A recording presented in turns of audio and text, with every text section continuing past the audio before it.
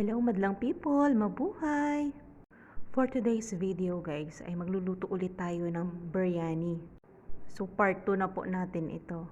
At sa mga baguhan po dyan na gustong matuto at magluto ng biryani, so panuorin nyo lamang po ito. So tara, let's! So ayan, naghiwa na nga pala ako dyan ng mga sangkap natin. Siyempre gagamitin natin dyan yung bigas, yung manok, yung sibuyas, bawang, kamatis, at saka mga spices guys. So nasa dulo po ng aking video ang mga spices ilalagay ko po dyan. At ayan na nga, nagpainit na ako ng kasirola at nilagyan ko na yan ng mantika. So inuna ko nga pala yung sibuyas guys, hiniwa ko yan ng pahaba. So medyo damihan nyo ng sibuyas mga Mars. So antayin nyo lang na mag golden brown yung ating sibuyas.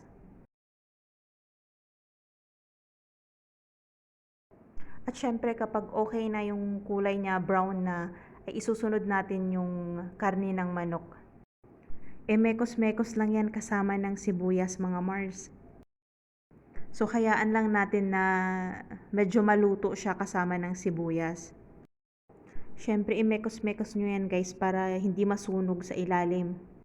At ayan na nga, kapag okay na, ilagay na natin yung ating spices. Ayan! Shout out nga pala sa mga chef natin dyan na masarap magluto. Ayan! So dahan-dahan lang sa pagmekos guys para hindi naman masira yung karne ng manok. Hindi ko nga alam na habang tumatagal ay nagugustuhan ko na ang pagluluto. Ito ba naman yung kinaiinisan kong trabaho dahil ang ihirap at syempre nakakapagod mga Mars. Pero habang tumatagal at nagugustuhan ko na, nag-e-enjoy na ako. At ayan na nga, ginilagay ko na yung kamatis.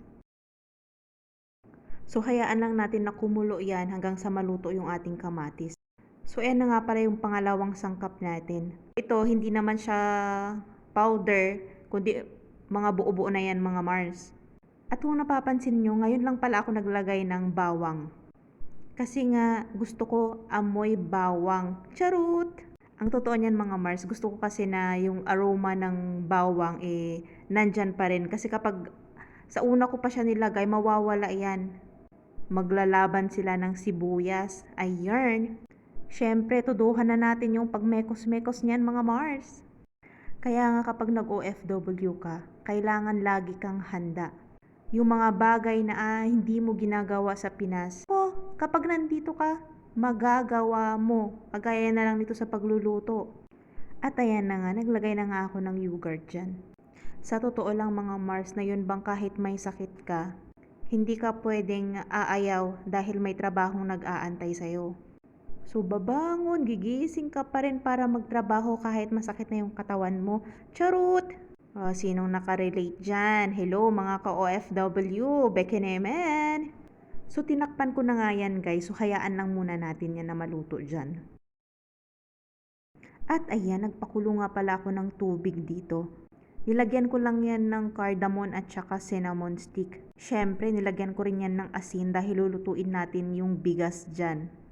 So kung napapansin nyo, hindi ko pala siya sinabay dun sa karne ng manok guys. So hayaan lang natin na kumulo yan into 5 minutes.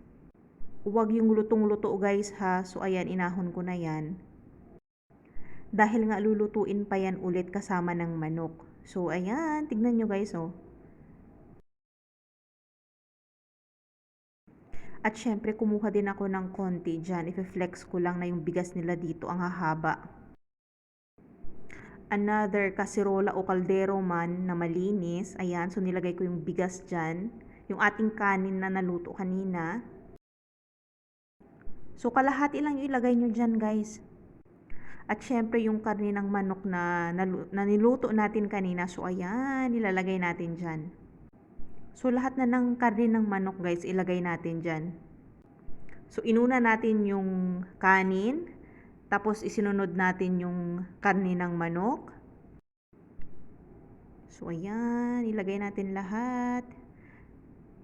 Mag-enjoy lang po kayo sa panunood ng aking video. Ayan. Pasensya na kayo at wala akong videographer. Ayan, ang hirap. Dahil nga yung isang kamay ko ay nagmekos-mekos ng pagkain.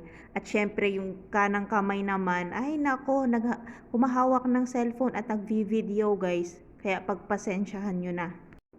Ganun po talaga kahirap ang maging isang content creator. Pero sige lang, ginusto mo to kaya laban lang. Charot! So ayan, yummy yummy. Maraming salamat po sa panunood mga kamars.